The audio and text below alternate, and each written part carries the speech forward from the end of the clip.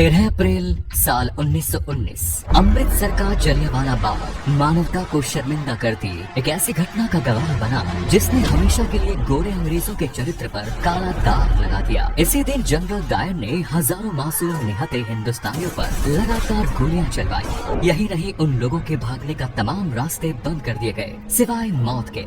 उनके पास कोई रास्ता नहीं था। आगे जाकर क्रांतिकारी उधम सिंह ने जलियांवाला बाग हत्याकांड में गोली चलाने का आदेश देने वाले जनरल डायर को गोली मार दी और इस हत्याकांड का बदला ले लिया। लेकिन ये सवाल फिर खड़ा हुआ कि क्या सच में मरने वाला वही व्यक्ति था जिसने उस बाग में गोली चलाने का आदेश दिया? आखिर क्या है इस हत्याकांड के पीछे की क्रूर सच्चाई? वो कौन से सर्कमस्टेंसेस थे जो इस घटना के लिए जिम्मेदार थे?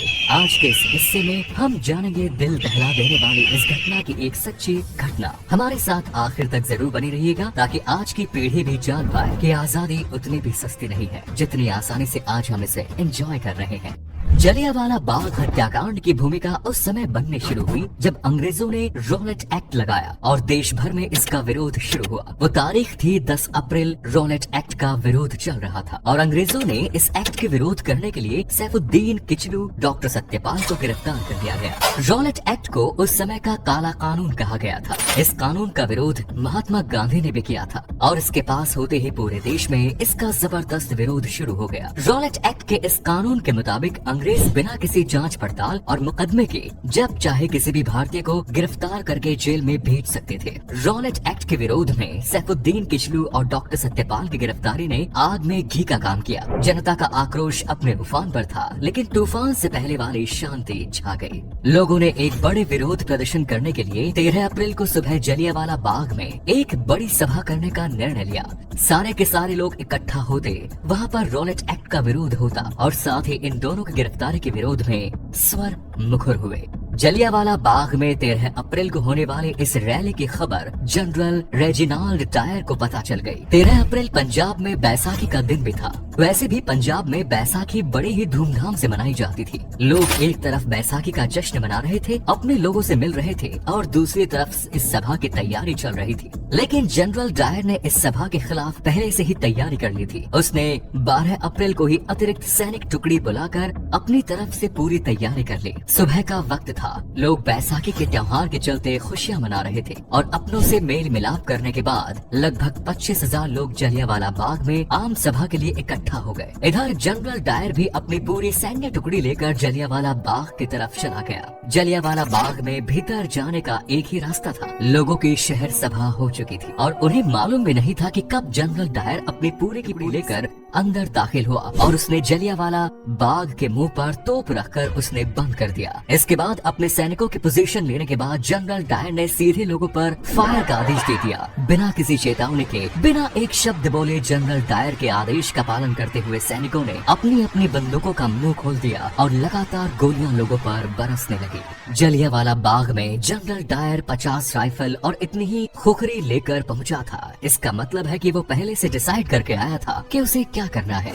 जवानों ने इस दौरान लगभग 10 मिनट में 1600 राउंड फायर किए। लोगों को न संभलने का मौका मिला और न बचकर भागने का। जवान बिना रुके लगातार फायरिंग कर रहे थे। जनरल डायर ने आदेश ही कुछ ऐसा दिया था। फायरिंग केवल बंदूक में गोली लोड करने के दौरान ही धीमी पड़ती थी, वरना यहाँ मौजूद जवान लगातार लोगों पर फायर कर रहे थे। लोगों में अफरा तफरी मच गई। वहाँ मौजूद महिलाएं, बच्चे, बूढ़े और जवान सभी अपनी अपनी जान बचाने के लिए वहाँ से भागने लगे। लोगों ने वहाँ मौजूद कुएं में कूदकर अपनी जान बचाने की कोशिश की, लेकिन कोई फायदा नहीं हुआ। कुछ लोग दीवार फांद कर भाग जाना चाहते थे, मगर उसका भी कोई फायदा नहीं हुआ। जनरल डायर के सैनिकों ने हर किसी को चुन चुन कर मारने की कसम खा रखी थी। बाग के जिस कुएं में कूदकर लोग अपनी जान बचाना चाह रहे थे, उसमें से 120 इंसानों की लाशें निकाली गई। वहाँ कुआं कूदकर मरने वाले लोगों के खून से भर गया। कुएं को आज भी खूनी कुएं के नाम से जाना जाता है और इतना ही नहीं, इस बाग के दीवारों पर आज भी उस समय की गोलियों के निशान मौजूद है।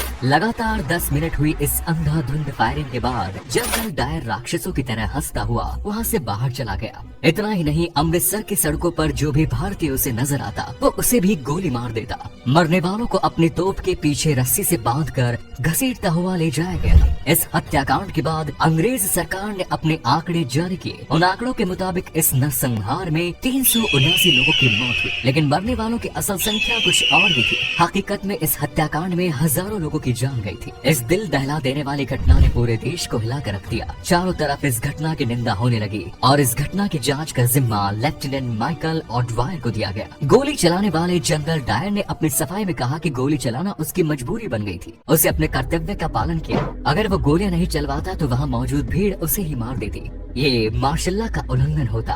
लेफ्टिनेंट माइकल ऑडवायर जो कि इस मामले की जांच कर रहा था, वो जनरल डायर के इस जवाब से संतुष्ट हुआ। आगे चलकर इस मामले की जांच लाहौर के हंटर कमीशन के द्वारा की गई। फाइनली इस मामले में जनरल डायर को सही माना गया और ब्रिटिश अधिकारियों ने उसे प्रमोशन दिया। लेकिन इसके साथ ही फाइनल रिपोर्ट में ये भी कहा गया कि जब कभी इंडिया नहीं आएंगे और उन्हें ब्रिटेन में रहकर ही सर्विस करनी होगी। इस हत्याकांड के दौरान सरदार उधम सिंह जलियांवाला बाग में ही मौजूद थे। ये उनकी खुशकिस्मती थी कि वो इतनी गोलियां चलने के बावजूद भी बच गए। लेकिन उन्होंने कसम खाई थी कि वो इस हत्याकांड का बदला जरूर लेंगे।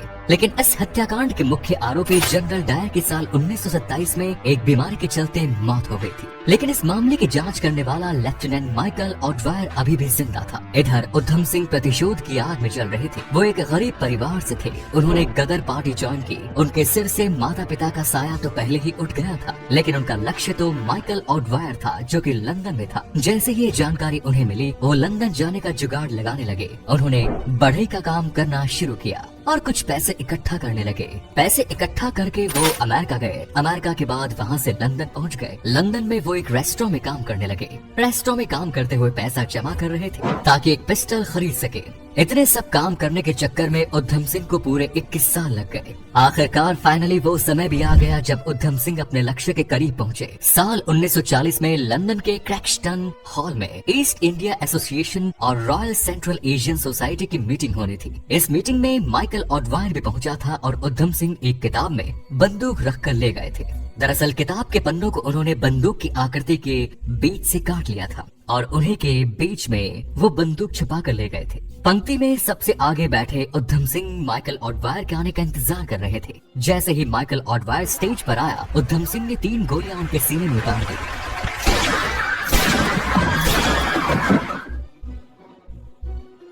वो वहाँ से भागे नहीं बल्कि वहीं खड़े हो गए और उन्होंने कहा कि 21 साल बाद प्राणों की आहुति दी है। ये आजादी हमें बड़ी ही मुश्किल से मिली है। अब ये हमारा फर्ज है कि हम इस आजादी को हमेशा बनाए रखें। उम्मीद है ये वीडियो आपकी उम्मीदों पर खरा उतरा होगा। धन्यवाद।